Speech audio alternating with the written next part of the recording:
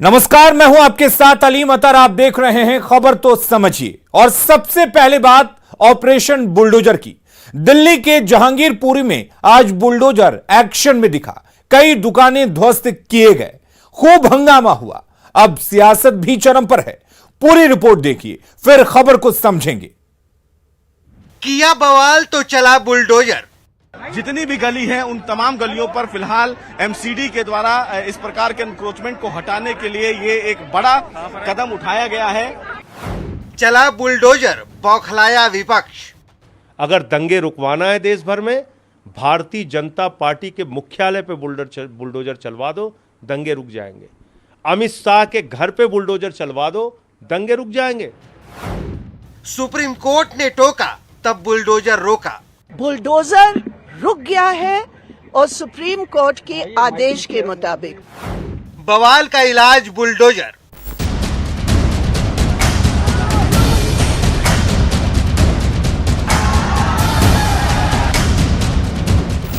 जवाब तलाशने से पहले इन तस्वीरों को देखिए और सुनिए दोनों पक्षों को। मतलब ये कि उनको भी जिन्हें बुलडोजर ने जख्म दिया है और उनको भी जिन्होंने बुलडोजर चलवाए हैं। 15 साल से दुकान है, तब तो कुछ नहीं बोला है। हिंदू मुस्लिम के झगड़े में तोड़ दिया, इतने दिन से नहीं तोड़ा। पहले तो बोलना चाहिए था। यहाँ पे ये जो आज बुलडोजर मंगवाए गए हैं और यहाँ पे जो अवैध रूप से बनी हुई हैं, जो सरकारी जमीनों पे इन्होंने एनक्रोचमेंट कर रखी है, वो हटना बहुत जरूरी था। अपना अपना राग है बुलडोजर के जरिए हुई कार्रवाई पर। कोई बर्बादी का आरोप लगा रहा है तो कोई उसे बर्बादी को रोकने की एकमात्र तरकीब बता रहा है। बुलडोजर चलने की वजह से विवाद की स्थिति बन गई है और इस विवाद की जड़ है ये वक्त। पहली तस्वीर शनिवार की है, जबकि दूसरी बुधवार की। शनिवार को इसी इलाके में हनुमान जयंती के मौके पर निकली शोभा यात्रा के दौरान हिंसक विवाद हुआ, जिसमें 8 पुलिसकर्मी सहित 9 लोग जख्मी हो गए थे। इस मामले में दोनों पक्षों के 20 से ज्यादा आरोपी गिरफ्तार हुए। इस इलाके में तनाव अभी कम भी नहीं हुआ था कि एमसीडी की टीम बुधवार सुबह 10 बजे बुलडोजर लेकर जहांगीरपुरी पहुंच गई और ऑपरेशन बुलडोजर शुरू कर दिया। तस्वीरों में देखिए कि किस तरह बुलडोजर यहां पर पहुंच चुका है। अतिक्रमण को हटाने के लिए तमाम जो अवैध अतिक्रमण है उसको तोड़ा जाएगा। फिर क्या, इस कार्रवाई ने राजनीति रंग ले ली। विपक्ष के नेता सहित कई बड़े वकील सुप्रीम कोर्ट पहुंच गए। 11:15 बजे सुप्रीम कोर्ट ने इसे रोकने और यथास्थिति बनाए रखने का आदेश दिया। बावजूद इसके कार्रवाई नहीं रोकी गई। याचिकाकर्ता के ऐतराज पर सुप्रीम कोर्ट ने दोबारा दखल दिया और एमसीडी और दिल्ली पुलिस तक तुरंत ऑर्डर पहुंचाने का आदेश दिया। कानून व्यवस्था, शांति व्यवस्था कायम है यहाँ, और जो माननीय न्यायालय का जैसा आदेश आया है उसके हिसाब से इंक्रोचमेंट ड्राइव रोक दिया गया है। सुप्रीम कोर्ट की ओर से दोबारा हस्तक्षेप किए जाने के बाद बुलडोजर तो रुक गया, लेकिन विवाद नहीं। धर्मांधता पर बुलडोजर चलाया जाना चाहिए, परंतु उन सब को छोड़कर बुलडोजर सत्ताधारी दल द्वारा केवल और केवल इंसानियत पर चलाया जा रहा है। आपको कोई अख्तियार नहीं है। आपने एक कम्युनिटी को टारगेट करके उनकी दुकानों को और उनके घर को आपने नुकसान पहुंचाया। न्याय की मूर्ति की जो तस्वीर हम देखा करते थे कि हाथ में तराजू, आंख पे पट्टी, अब उसको हटा करके बुलडोजर लगा दीजिए। हर जगह वही प्रतीक है न्याय का। हर विषय को हिंदू और मुसलमान में बांट करके कहीं न कहीं तुष्टीकरण की राजनीति और वोट बैंक की राजनीति करने का प्रयास करती है, जो उचित नहीं है। राहुल गांधी ने ट्वीट कर कहा है कि ये बुलडोजर देश के संविधान पर चल रहा है। इसका उद्देश्य देश के गरीब अल्पसंख्यकों को टारगेट करना है। बीजेपी को अपने दिल में दबी घृणा पर भी बुलडोजर चलाना चाहिए। सवाल है कि बुलडोजर को लेकर इतनी मिर्ची क्यों लगी है, जो इसके कारण को इन 3 तस्वीरों से समझिए। यूपी के मुख्यमंत्री योगी आदित्यनाथ को बुलडोजर बाबा भी कहा जाने लगा है। वहीं एमपी में भी अब मुख्यमंत्री शिवराज सिंह चौहान की छवि तेजी से बुलडोजर मामा की बनती जा रही है। दिल्ली में एमसीडी का चुनाव होने वाला है, यही बात विपक्ष को डराने लगी है। Bureau report, news 18 network.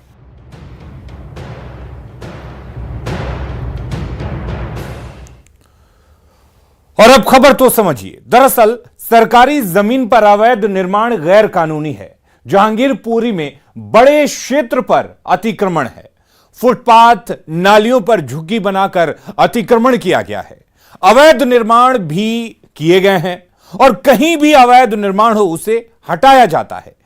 Delhi हिंसा के बाद यह मामला फिर से सुर्खियों में है, लेकिन इस पर विपक्ष सियासत कर रहा है। ओवैसी आज जहांगीरपुरी पहुंच गए। राहुल गांधी ट्वीट भी कर रहे हैं और उन्होंने ट्वीट करते हुए अपना मैसेज दिया है। बांग्लादेशी घुसपैठ जहांगीरपुरी में लगातार बढ़ रहे हैं और करीब 2 साल पहले जब CAA के विरोध में शाहीन बाग में धरना प्रदर्शन हुआ था, तब यहां से महिलाओं को बस और टेम्पो में भर भर कर दूसरी जगह भेजा गया था। उत्तर पूर्वी दिल्ली में हुए दंगे के बाद जहांगीरपुरी में फिलहाल तनाव की स्थिति उत्पन्न हो गई थी। इस बार हनुमान जयंती पर शोभा यात्रा को निशाना बनाया गया। सवाल है कि अतिक्रमण हटाने पर विपक्ष के पेट में आखिर दर्द क्यों हो रहा है। इधर शनिवार से ही दिल्ली के जहांगीरपुर इलाके में सरगर्मी तेज है। बुधवार को हुई बुलडोजर की कार्रवाई की वजह से सियासत और तेज हो गई है। चलिए अब इस हिंसा की सच्चाई भी देख लीजिए। जरा इन तस्वीरों को देखिए और समझिए कि इसके क्या मायने हैं, इसके मजमून क्या है। इस वीडियो को दिल्ली पुलिस की ओर से जारी किया गया है, जो शनिवार की है, और इस वीडियो में जहांगीरपुरी हिंसा की कड़ई खोलकर रख दी है। देखिए कैसे एक मासूम सा बच्चा इस हिंसा के खिलाफ सवाल उठा रहा है, मां से पूछ रहा है कि अम्मी ऐसा रोज रोज क्यों हो रहा है, अरे पत्थर क्यों बरस रहे हैं। तो अम्मी जवाब देती हैं, ये सारे हिंदू हैं, देखिए और समझिए। कहते हैं कि मजहब नहीं सिखाता आपस में बैर करना। फिर अम्मी क्यों सिखा रही हैं कि हिंदुओं के खिलाफ बैर करना, हिंदुओं पर हमला करना। ये तस्वीरें उन तमाम सवालों का जवाब देती हैं जो विपक्ष की ओर से लगातार उठाए जा रहे हैं। तस्वीरों में साफ देख सकते हैं कि शोभा यात्रा के पिछले हिस्से पर हमला किया गया। इन तस्वीरों में चीखने और चिल्लाने की आवाज भी कैद है।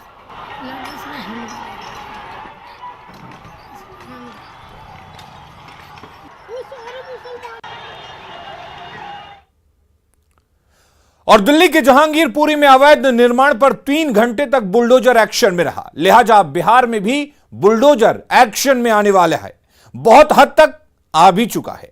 अवैध निर्माण के साथ साथ नजर उन घुसपैठियों पर भी है जिन्होंने बिहार की जमीन पर कब्जा जमा रखा है।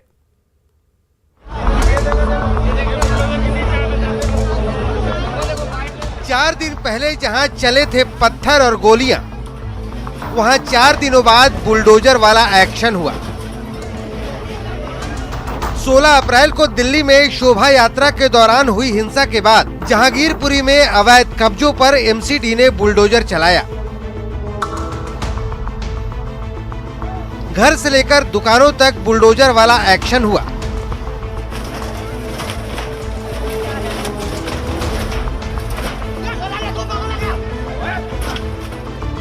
दिल्ली में बुलडोजर चला, गर्मी बिहार तक पहुंच रही है। बिहार में भी अवैध तरीके से रह रहे बांग्लादेशी हो या फिर घुसपैठिए, बिहार सरकार भी उनके खिलाफ बुलडोजर का नट बोल्ट टाइट कर रही है। उन तमाम जगहों को ट्रेस किया जा रहा है जहां घुसपैठियों ने अवैध निर्माण कर सरकारी जमीन पर कब्जा कर रखा है। इनका कोई यहाँ प्रमाण पत्र नहीं है, कोई उनका जमीन नहीं है, कोई सर्टिफिकेट नहीं है। वैसे लोग भी आए हैं तो उनको तोड़ा ही नहीं जाएगा, जांचों उपरांत उनको जेल भी भेजा जाएगा। तो ऐसी रिपोर्ट आ रही है आपके पास? हाँ बिल्कुल बिल्कुल। वैसे बिहार में अवैध निर्माण पर बुलडोजर चलाने का सिलसिला शुरू हो चुका है। पटना के मसौढ़ी में सरकारी जमीन पर अवैध तरीके से बनी दुकानों पर रेलवे प्रशासन ने बुलडोजर चलाया।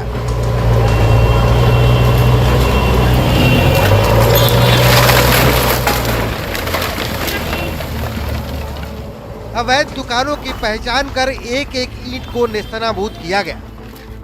कई सालों से रेलवे की खाली जमीन पर अवैध कब्जा जारी था, जिसे RPF और GRP जवानों की मौजूदगी में ध्वस्त किया गया।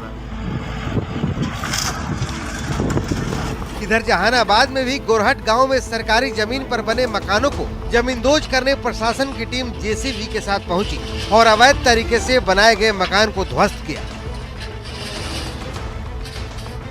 जिसका पूरे बिहार के अंदर वो सीओ के कोर्ट से, डीसीएलआर के कोर्ट से, एडीएम के कोर्ट से, डीएम के कोर्ट से, बीएलटी के कोर्ट से, कमिश्नर के कोर्ट से, या lower court, high court, supreme court, या लोक शिकायत निवारण, ऐसे जितने भी अतिक्रमणवाद केस चल रहे हैं, कल ही मैं एडीएम के साथ रिव्यू किया हूँ, पूरे बिहार का रिव्यू किया हूँ, सबको सख्त आदेश दिया हूँ, अविलंब 1 सप्ताह के अंदर चिन्हित करके, और सबों को फंडिंग का व्यवस्था हो गया है, और चिन्हित करके वैसे लोग जो न्यायपूर्ण अतिक्रमण खाली होगा, जिनका ठोस कार्रवाई हो चुका है, चिन्हित हो चुका है, बड़े बड़े इमारत खड़ा कर लिए हैं, वैसे लोगों को ढहाने की प्रक्रिया शुरू कर दी गई है। जाहिर तौर पर जिन लोगों ने अवैध निर्माण कराया है उनके खिलाफ सख्त कार्रवाई तो होगी ही, घुसपैठिए भी अब बुलडोजर के कहर से बच नहीं पाएंगे।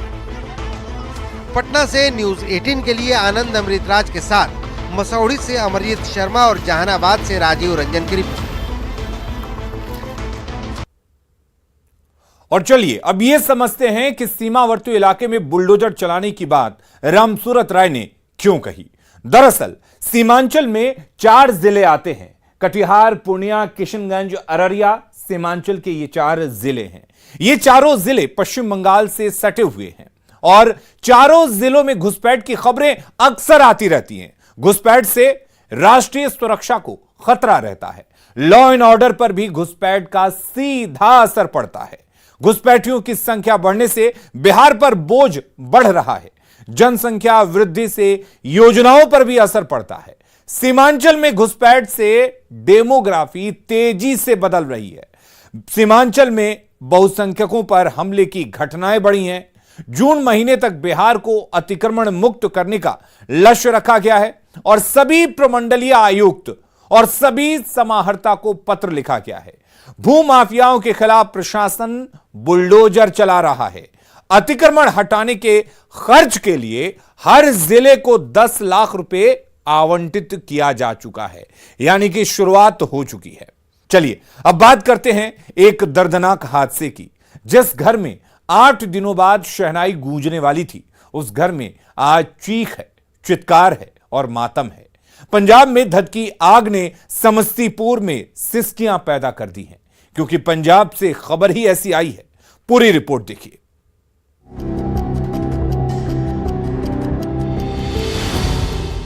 समस्तीपुर के जिस घर में 8 दिनों बाद शहनाई बजने वाली थी, वहाँ अब सिर्फ सिसकियां हैं, मातम है, हर चेहरे पर मनहूसियत है। ये घर है सुरेश सहनी का, जो अब इस दुनिया में नहीं है। पत्नी समेत 5 बच्चों की मौत हो चुकी है। परिवार का सबसे बड़ा बेटा बच गया है, जिसकी शादी 29 अप्रैल को थी। शादी के लिए गुरुवार को पंजाब से पूरा परिवार बाघोपुर गांव आने वाला था, लेकिन उससे पहले ही मनहूस खबर आ गई। यहाँ आते थे सुरेश? हाँ आवे सर जी। हाँ लगन में आवे। अच्छा तो अभी हाल में कब आने वाले थे? ये 28 तारीख शादी होते थे। 29 तारीख।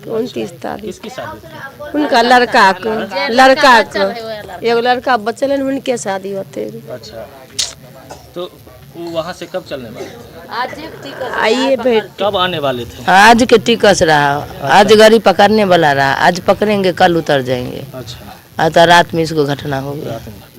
किस चीज को लेकर के आ रहे हैं? वो सब लड़के बच्चा को लेके शादी विवाह में तो यही सब सामान जो रहता है शादी ब्याह के, वही सब लेकर आता है। अच्छा किस बच्चे की शादी करना? वो जो बच्चा जो राजेश जो बच गया है, उसी को शादी में आ रहा था। शादी कब करनी थी?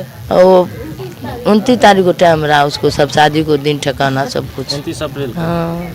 लुधियाना में आग की ऐसी लपटें उठी कि समस्तीपुर को सिसकियां दे गई। मंगलवार की देर रात लुधियाना के मक्कड़ कॉलोनी के पास झुग्गी में अचानक आग लग गई। सुरेश सहनी यहाँ कबाड़ का काम करता था। सुरेश अपनी पत्नी अरुणा और 6 बच्चों के साथ यहाँ रहता था। इस घटना में उसका बड़ा बेटा राजेश बचा है, क्योंकि वह रात को अपने दोस्त के घर चला गया था। उसी से हमने फोन किए और पूछे क्या ऐसा बात है पंजाब में? कल हाँ बात तो है। तो चलिए कहाँ पे है? मेरे ही वार्ड का है, सुरेश सहनी है। और कितने आदमी मरा है? तो बोला 7 आदमी जो जल गया है वहाँ पर। एक बच गया, जो दोस्त के उनका बड़ा लड़का राजेश सहनी था, वो बच गया है। वो दोस्त के यहाँ सोया हुआ था, इसी के लिए वो बच गया। कबाड़ का काम करने वाले सुरेश सहनी इसी झुग्गी में रहता था, जहां आग की लपटें उठती दिखाई दे रही हैं। इससे पहले कि परिवार का कोई भी सदस्य बाहर निकल पाता, आग पर फायर ब्रिगेड की टीम काबू कर पाती, आग ने झुग्गी को अपनी चपेट में ले लिया और 5 बच्चों समेत 7 लोगों की हादसे में मौत हो गई। समस्तीपुर से न्यूज 18 के लिए मुकेश कुमार की रिपोर्ट। और चलिए अब खबर को समझते हैं। दरअसल एक महीने में बिहार के बाहर यह तीसरा बड़ा हादसा है। एक महीने में बिहार के 22 लोगों की बिहार से बाहर इस तरह के हादसों में मौत हो चुकी है। 23 मार्च को तेलंगाना के सिकंदराबाद में एक कबाड़ गोदाम में भीषण आग लग गई थी। उस घटना में भी बिहार के 11 श्रमिक जिंदा जल गए थे। 14 अप्रैल को आंध्र प्रदेश के एलुरु में केमिकल फैक्ट्री में विस्फोट हुआ था और धमाके में बिहार के 4 श्रमिक जिंदा जल गए थे। लुधियाना की घटना तीसरी घटना है जिसमें 7 लोग जिंदा जल गए। पंजाब सरकार ने हालांकि अभी तक किसी भी मुआवजे का ऐलान नहीं किया है, जबकि तेलंगाना और आंध्र सरकार ने मुआवजा दे दिया था। अगली खबर का रुख करते हैं। बिहार में सियासी इफ्तार का दौर जारी है। सीएम नीतीश कुमार के बाद बीजेपी ने भी इफ्तार पार्टी दी। पटना के अंजुमन इस्लामिया हॉल में हुई पार्टी में सीएम नीतीश के साथ कई मंत्री शामिल हुए। बीजेपी के भी तमाम बड़े नेता इफ्तार पार्टी में मौजूद थे। इस पार्टी का आयोजन राज्यसभा सांसद सुशील कुमार मोदी, उद्योग मंत्री शाहनवाज हुसैन और कुम्हरार के विधायक अरुण सिन्हा की तरफ से किया गया था। आज इफ्तार में आए हैं और अंजुमन इस्लामिया जो ऐतिहासिक स्थल है वो कितना अच्छा बन गया है। यहाँ पे ऐसे पहली इफ्तार की दावत हुई है। सुशील मोदी जी पिछले कई साल से देते रहे हैं और सीएम साहब हर बार इफ्तार की दावत खुद भी देते रहे हैं। इस बार कोरोना काल के बाद पहली बार 2 साल नहीं हुआ, इस बार सीएम साहब किया हुआ। इस बार अरुण सिन्हा जी, सुशील मोदी जी हमने मिलकर इफ्तार की दावत दी है। सीएम साहब आए हैं, देखिए अंजुमन इस्लामिया कितना बदल गया है। ये ऐतिहासिक स्थल है, बहुत बड़े लोग आए यहाँ, मौलाना आजाद आए, बड़े बड़े नेता आए। आज ये पूरे हिंदुस्तान में इस तरह का हॉल नहीं होगा जैसा हॉल यहाँ सीएम साहब ने बनाया। पिछले लगभग 30 वर्षों से और मैं इफ्तार का आयोजन करता रहा हूँ। 2 साल कोविड के कारण आयोजन नहीं पाया था। इस बार सैयद शाहनवाज हुसैन जी, अरुण सिन्हा जी मिलकर इसका आयोजन किया है। पूरे बिहार से पटना से 1000 से ज्यादा रोजेदार लोगों ने आज यहाँ पर शामिल होकर रमजान के इस पवित्र महीने में, रमजान का महीना संदेश देता है सांप्रदायिक सौहार्दता का, आपसी एकता का, भाईचारा का, खुशी का माहौल यही संदेश देता है। मैं यही अपील करूंगा बिहार के लोगों से, हिंदू मुसलमान सभी लोग मिलकर रहें, किसी के उत्साह में ना आए और आपस में भाईचारा बनाकर सांप्रदायिक सौहार्दता के साथ बिहार के विकास में सब लोग अपना योगदान दें। यही रमजान के पवित्र महीने में मेरी सभी लोगों से अपील और गुजारिश है। और हमारे इस खास बुलेटिन में फिलहाल के लिए इतना ही, लेकिन खबरें लगातार जारी हैं। आप बने रहिए न्यूज 18 बिहार झारखंड के साथ।